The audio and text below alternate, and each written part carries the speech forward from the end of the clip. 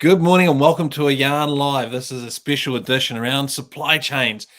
What are supply chains? Well, you probably actually have an idea, but the simplest and funniest way we can make a point is, have you got your toilet paper? So, of course, when COVID hit, panic buying and everyone went running out to buy toilet paper and other goods. And, of course, the next thing is, when are those shelves going to be restocked?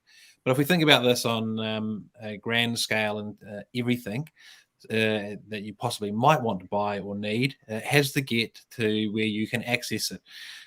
So we've got ships offshore waiting to come and deliver goods. We've got people waiting for goods that are on ships. We've got companies that don't have raw materials, so they can't make the product that the consumer would normally buy. All of these things. So today we've got not just a specialist, but I'll say the specialist. Put him on the spot because I know he can handle it. Mike Blanchard. So welcome to a Yarn Live, Mike. How are you going?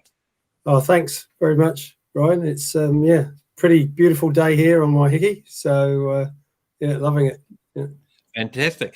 And as always, could we get you to introduce yourself? And we're going to hear a little bit about your background, as well as your, who you are personally, because that's going to give context to our discussion today. Because to say you live and breathe supply chains would probably be a bit of an understatement. But over to you. Kia ora. Ko Mike Blanchard toko inua no kotarangi aho. Tēnā koutou katoa.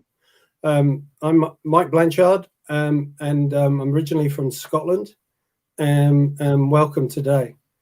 Currently, I'm a fellow of the Chartered Institute of Procurement and Supply, and I'm on the Australian and New Zealand committee as part of their committee member. In my past, I was Chief Procurement Officer at Westpac, at Sydney Trains, Transpower, post GFC with the big build, and I'm also currently a director of a business called Augment Resources, which is a purely focused on procurement and supply chain, permanent placement, recruitments, contractors, and I'm doing a lot of work through their consultancy arm. So that's me in a nutshell. Yeah, and some fantastic experience in that space. But before we get on to that in a little bit more, you mentioned Waiheke. You spoke in Te Reo, and I know that you mentioned that you're from Scotland, but it gives a little bit more of the personal background. I'll just flick on. We've got on one shoulder, we've got the degree, and if we go to solo layout, we've got the grandkids' bunks on the other side. So give us a bit of an idea of who you are outside of work, mate.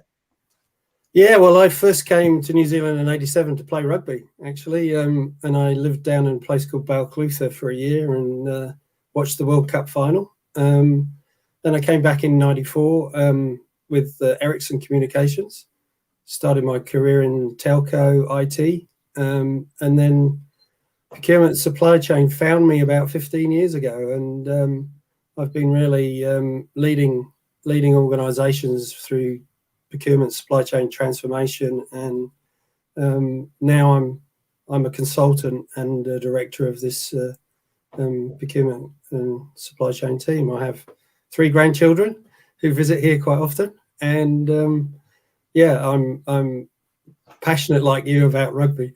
So I'm on the Council of Delegates for the Auckland Rugby Union Board with representing Waiheke Island Rugby. So excellent. Well, we'll save the rugby discussion for another day because we're here for the supply chain discussion. So let's start with a bit of a definition. Like, I know that people will have an immediate thought of what supply chain is all about, but let's get a bit of a rundown of an overview of what supply chains are. And remember, we'll have people that are experienced board directors, supply chain experts, through to people like myself who probably don't have that exposure. So give us a bit of a full and detailed sort of picture, so people have got an idea of the extent of what supply chains are and how they're affected, and what are the important things to take into consideration. So I'll sort of break it down into a simple definition, and then I'll give you an example of what it is. Really, supply chain is the flow of goods, information, money between a supplier and a customer from the whole of the category of that supply chain. So an example of that is, if we talk about paddock to plate, I go to the supermarket and I get a nice rack of lamb. It's my wife's favourite dish, and there's obviously a huge supply chain attached to me being able to purchase that rack of lamb. So if you look at the farm, which is the paddock, how is the sheep, the ewe grown? Is it being fed on organic grass or etc. or pesticides used? Then obviously the lamb is born, and then the lamb gets taken to the abattoir. How is that processed? Is it done in an ethical way, a sustainable way? Then is it packaged there, or is it shipped whole to another environment? So there's transport involved in that. Then once it gets to the other environment, then how is it then packaged, processed, and then put up for sale for the customer? So all of those different elements have costs associated with it. They have transportation, manufacturing or operations or preparation. So that is the whole supply chain. And so when you go and buy something like a rack of lamb, there's been a whole lot of things happen to get it to where it gets to you at the shop. Yeah. Does that sort of explain it? Oh, it does beautifully. And one of the different views I always think about in this, and this is quite different, is Jamie Oliver, the chef, did the cooking show and went into a school, and he said to, what do you kids eat? And we said, oh, burgers. They say burgers and fries. And he says, oh, what's a fry? And they go, well, fry's a fry. So he held up a potato and said, what's this? And they're like, oh, I don't know. So the kids didn't even know, because they'd only known potatoes as fries, that fries came from potatoes that were grown in the ground at a farm, etc. So it's a sort of a beautiful example of, if you're not in this space, or just how things change over time, how the different perceptions can really surprise our understanding. So if we were to look at how supply chains have changed over the 20 years, say the past 20 years, reflecting on the fact that some kids today don't even know that a fry comes from a potato, which goes back through your supply chain to the farm. What are the big observations around how supply chains have changed over the past 20 years? Well, supply chains have been going for hundreds of years, because if you think about the tea trade, ships carrying tea to countries and things like that, the way it's changed is technology has enabled things to happen quicker and for you to track things. So big systems now that can actually predict the demand and then order accordingly. That's really a massive change in the last 20 years. Freight itself, with the advent of containerization, that's really increased shipping and the ability to ship things around the world in a more stabilized and sustainable way. And then things associated with that are like Incoterms. So Incoterms are a standard set of terms globally now when you're shipping stuff from one country or a manufacturer to another. And what that does, you decide on the term you want, and then you are then either accountable for if it's just X works, it's X manufacturer, and then you're accountable for ensuring it and making sure it gets to you, or you could pay someone else to do all of that. So there's different elements all the way along the supply chain, and that standard is really quite important when you are procuring stuff worldwide. Yeah, we're going to talk about rugby, and it always happens. But I was going to import and still plan to import a whole bunch of rugby balls. And when I was talking to the freight forwarding guys, just to your point, they were saying two options are you can pay for it to be delivered to you, or you can pay for it to, what is it? Can't remember how it was said, but basically it gets delivered to the port by the manufacturer, and then you have other people do stuff. I said the danger with that is that you could have someone send you a bunch of bricks rather than a bunch of rugby balls, and your bunch of rugby balls go somewhere else. The two different examples. Well, one was it's end to end done, and that's what you paid for, everything altogether, or you do it in your own steps. And then for some reason, the example the guy said, if you don't know what you're doing, quite often you can get sent a box of bricks rather than whatever your product is. And or the balls might be broken, or half of them might not pump up or something like that. So the key thing is when you're transporting something that's been manufactured from another country via water or even via air, you don't actually own it until you've paid for it, unless you've agreed certain terms. And so who insures it? Who pays for the actual freight costs, etc.? Yeah. And if that's what Incoterms is all about. It's basically about 12 different options, and then with that option comes what you have to do yourself, as opposed to what you pay for someone else to cover. Yeah. Gotcha. Yeah. And what is that? Incoterms, INCO, or what? Yeah, INCOTE terms. Yeah. Yeah. Cool. Okay. But it's a Brilliant. standard, global standard for shipping, goods, X works basically. Yeah. Yeah. So when we start thinking about the technology now, the common one that comes to mind, SAP, in terms of technology, but there's obviously the Microsoft flavor, there's the Oracle flavor, there's all these different flavors, but essentially this is the technology that measures the whole process. And I guess this is part of not just the past 20 years, but especially with COVID, looking at how to track and understand things. And am I correct in saying that with the advent of COVID and different countries being affected in different ways, different lockdowns, different levels of infection, it's obviously affected supply chains in all different aspects, and therefore the technology is being used to really monitor and measure what's happening to a supply chain in depth, where prior to COVID it probably wasn't measured as in depth. Is that? Well, I think as the world matures and global supply chains mature, the more that you don't have to physically or manually touch something means that you can drive better margins for your organization. So sales and operation planning has always been available. It's how much it's integrated into your manufacturing environment. Yeah. If you look at post sale and looking at suppliers to yourself as either a supermarket or a manufacturer, electronic data interchange with your suppliers has been something that's been around for a long time, so they invoice you through electronic means to your system, and so no one needs to touch it, and so there's minimum mistakes made, etc. So when you tie that with your demand planning, you can actually predict what you need. I think the challenge with COVID is that things aren't arriving on time because there is scarcity of manufacturing compared to the previous pre-COVID state, because people are locked down. So there are a lot of organizations that aren't producing anything. Yep. Yeah.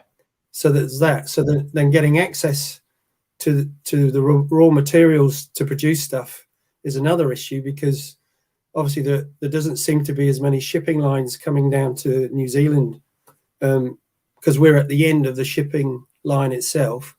And so that's a challenge. So some of the work that I'm doing at the moment, we access raw materials from tapioca starch from Thailand, chlorine from other countries, salt, even salt. We've got some homegrown salt in Marlborough, but the high grade salt has to be shipped in.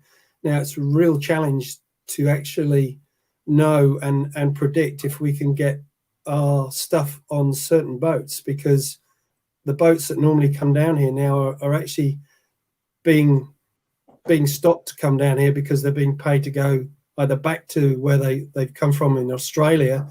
Australia tends to be the bigger port, so money is actually talking.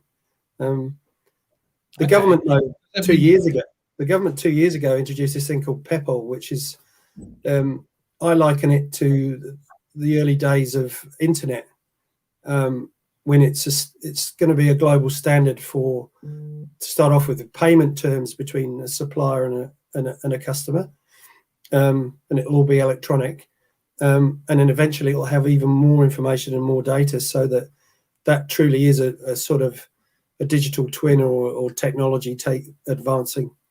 But I don't think it's really COVID related. I think COVID is has really caused a lot around transportation and manufacturing. And even if you listen to our government, we were trying to buy local, but in the late 1990s, we actually we outsourced everything, and we stopped manufacturing as much. Yeah. And so the issue that we've got now is because we know that the supply chains aren't as robust and they're not as quick. When will shipping get back to normal, or if it will? We've now got to think about how do we nearshore or onshore some forms of manufacturing that we didn't do in the past. Well, that raises one of my favourite stories from COVID. In fact, I think it was May 2020.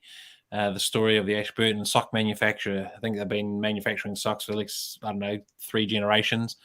And they had offshore to China like everybody else. And I think most people, maybe not someone in your shoes who lives and breathes supply chain, but certainly someone in my shoes, say the average Kiwi, we just go, yeah, everything gets manufactured offshore now. We don't make anything here. You wouldn't even want to try, to manufacture it here, because there's no way we can compete with the scale and the costs, right? But of course, this story is about how he saw COVID coming and bought a sock manufacturing machine from Italy, and is now producing socks in Ashburton at the same competitive cost or price, as they were being made in China. So to me, it really is a real change of status quo, a real change of mindset that, hey, yeah, look, we can. And of course, over Tech Week, where I was the Tech Week TV host interviewing people left, right, and centre, the amount of robotics being manufactured as well and created here is one thing. You talk about supply chains and being able to pick the fruit, right? So we've got one of New Zealand's supply chain issues is not so much, it's supplying the raw goods, the fruit, to the world, because we can't get it picked off the trees. So they've been creating these robotic, fruit pickers and graders and all sorts of things, which is amazing technology. But yeah, it comes back to that whole supply chain challenge over lockdown. Yeah, and RFID RFID tags now are so cheap that even consumer goods now have them in their packaging. Yeah, so you can actually track your good from manufacturing to customer. Yeah, and then they take it out once they buy it. But when it first came out 15 years ago, it was very expensive, but now it's a technology there that's as common as cell phones. It really does make a difference. So that reminds me. I remember the RFID tag stories coming up in computer world when I was the account manager back in 2005, 2006, and yes, there was something like I'm just trying to remember, something like 0 point something cent for a barcode, but it was 13 cents per RFID tag. So when you put an RFID tag on every item, and this is back when Walmart was doing the tests where you drive a truck in and it would read all the RFID tags, and that would be your stock count. And of course, the idea was that you would push a trolley through a gate, and it would read every product in the trolley, and that would be how you walk out the door. So rather than a person going blip, blip, the time it takes for a person to do every individual item, it would be read all at once. But it was too expensive and sat there. So it's sort of amazing to going back to what you said though about nearshoring and onshoring. I'll give an example in the transportation industry now for global supply chains. A container that used to cost 2 years ago $300 for an average size container. They build houses out of them, those big steel containers. Now costs $6,000 a container when you're shipping. Wow! So the more those costs go up, the easier it is then to onshore or onshore again, because you can offset the cost of expensive labor with shipping costs. Yeah. So that's amazing. It was 300 to 6,000 or 500 to $300 per container to over 6,000 now. So we're having every quarter now and every month from our container, from our suppliers of chemicals, is a great example. We're having price increases not just based on exchange rate, but based on the cost of containerization. So I'll give you a great example. We buy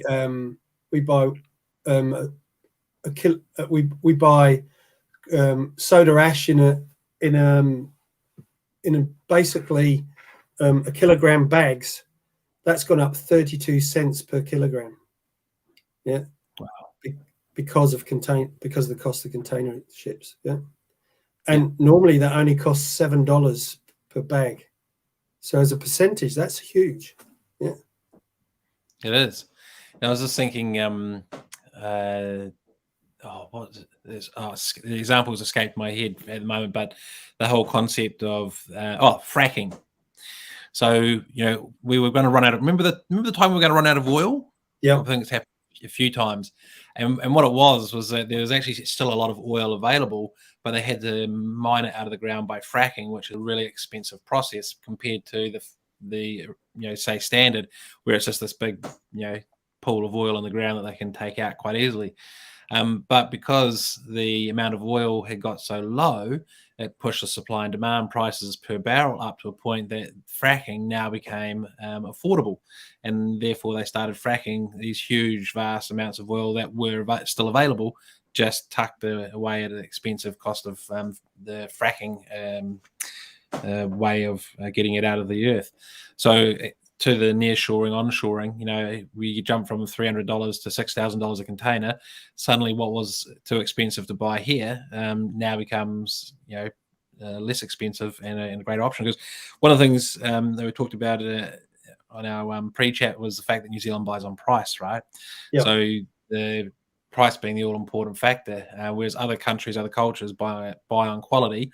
And I can hear a whole bunch of Kiwis sitting there going, "Yeah, we want quality as well, mate. We just want it cheap." Cheap quality, you can have something. Do you want it fast, cheap? Was it? There's that meme with you can have things. If you want something done, you can choose two of the three things: fast, cheap, or good quality. But you can't have all three, right? Right. So but Kiwis, they want everything. Well, so but that's because we're hard-down Scottish Presbyterians that first settled here, and we wanted to do everything ourselves. The number 8 wire mythology, yes. Right? So what we do is we compare price with us being able to do it ourselves. Yeah.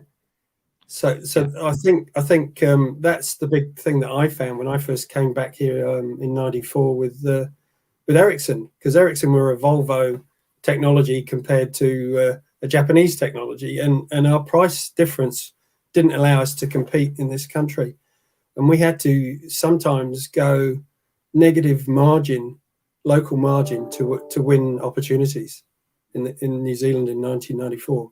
So buying the business, and it's incredible.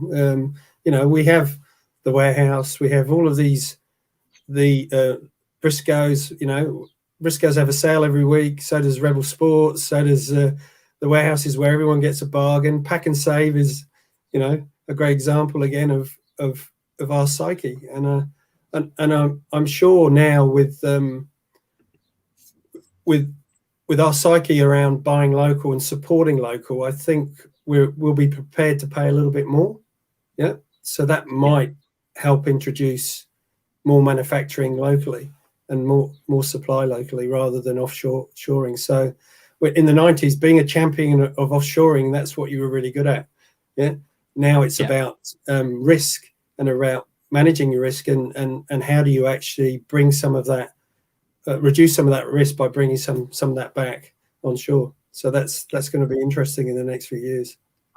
You will, again, as we discussed off screen earlier, I was blown away, but also not surprised to see the New Zealand Defence Force run a hackathon on supply chains back after the first lockdown. And, I'll have to bring in Debbie Howarth into the discussion. She's part of it, Director of Engagement for NZDF. But of course, when we're talking about it, supply chains is how a military operation, I guess, works and how war is won. So if we change that to life, that's how life is won. If there were no toilet paper, if there's no toilet paper at Pack and Save, then there might have been some warlike situations, you could say. But how is the I guess the supply chain transformation made things different with COVID? Well, with COVID, it's all about risk and then being able to deliver to what you expect. And so I believe that some of those bigger organizations will have challenges around some of their lines and their range of goods, because they won't be able to access them so easily. And I think what you'll find is that safety stock levels around the country, especially for manufacturers in this country that have raw materials, but also for the retail business. If you talk to Chris, Chris Quinn a few weeks ago, when you talked to him, you've got these massive warehouses now with huge amounts of range and huge amounts of stock, because you want to keep your safety stocks higher because of your ability to supply. Look at the UK, just because the logistics and transportation of fuel, and everyone's gone crazy. That was in the news last night. Yeah, petrol stations are closed. People attacking each other. Yeah, and that's all because how did this happen? That's Brexit. Oh, this is the truck driver shortage. Not having enough truck drivers. Yeah. So when do we want electric vehicles and autonomous vehicles? Well, now we want them, right?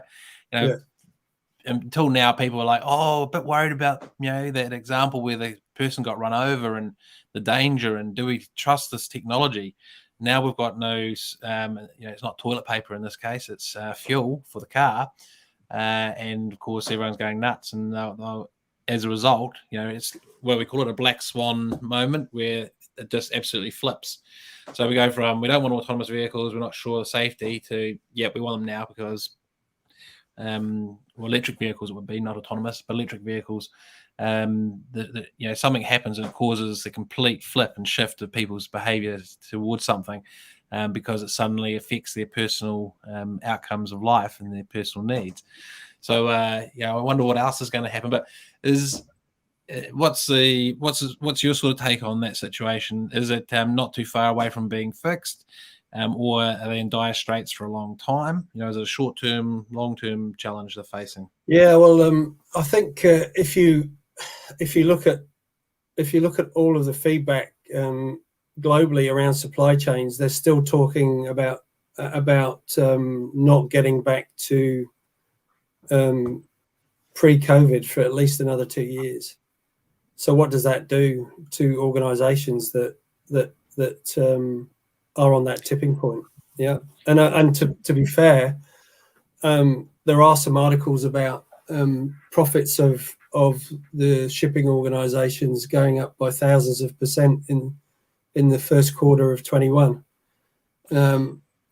So are their costs going up that much, or is it just them having an opportunity to gouge the market? Well, because there's very few shipping companies, aren't there? There's some really large privately owned, and I think a lot of them are Danish or something like that. Maersk? Yeah, Danish, Norwegian. There was great. I mean, I've got a little article that I could share, or you could share afterwards, that shows that percentage increase. I don't know if I can bring it up. Please do. We'll get it put into the comments so that people can have a look. It's interesting because people probably don't even think about it too much, because it's not front and center of their vision. What is it? Out of sight, out of mind. But there's a very small number of shipping companies, and therefore, not that they're a monopoly or a duopoly, but what is it? Cartel? Would that be the right term? Potentially, where they can, it's not like there's hundreds of them competing. There's only a handful, isn't there? 10 companies, I think.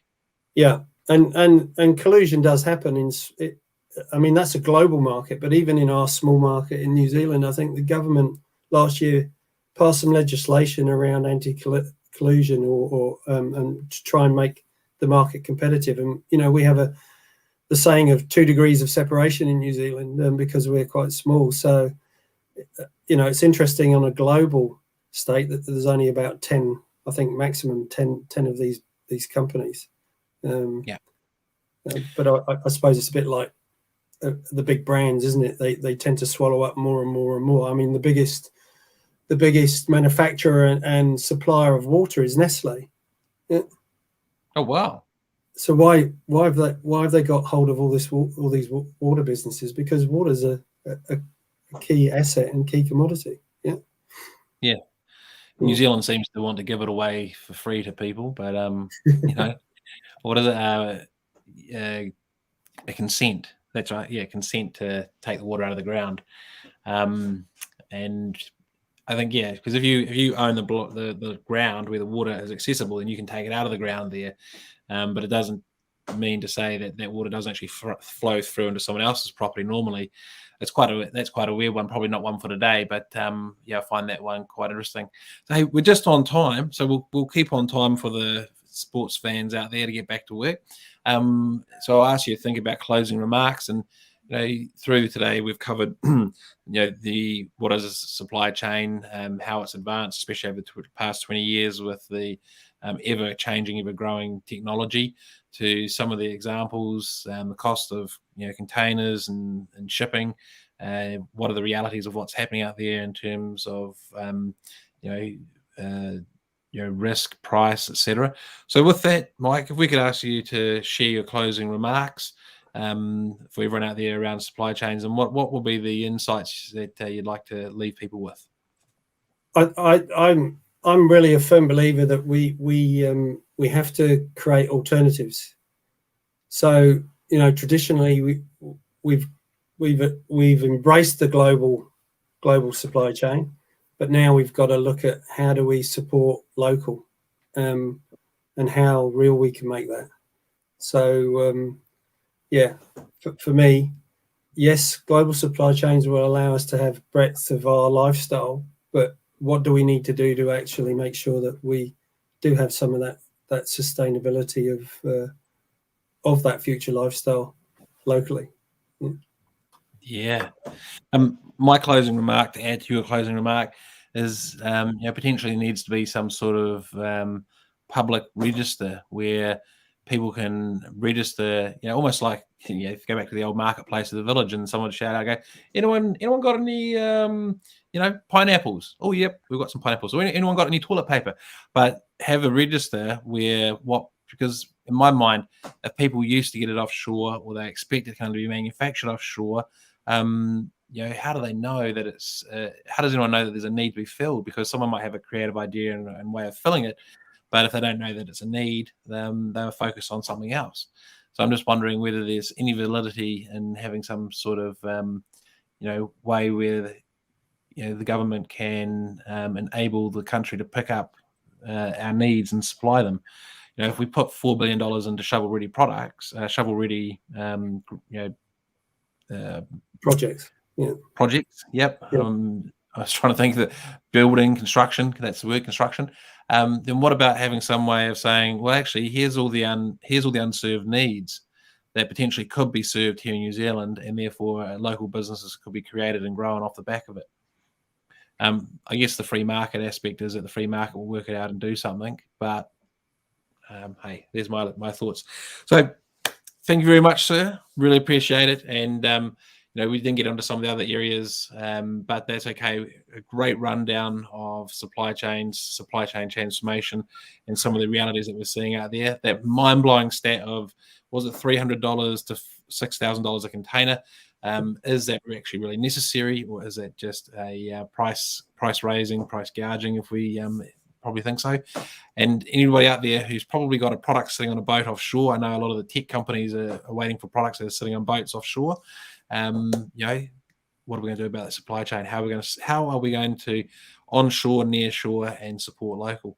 So with that, Mike, I'll say thank you very much, and we'll call it a wrap there. Thanks, Ryan. Thanks, everybody. Have a good day. Tēnā koutou.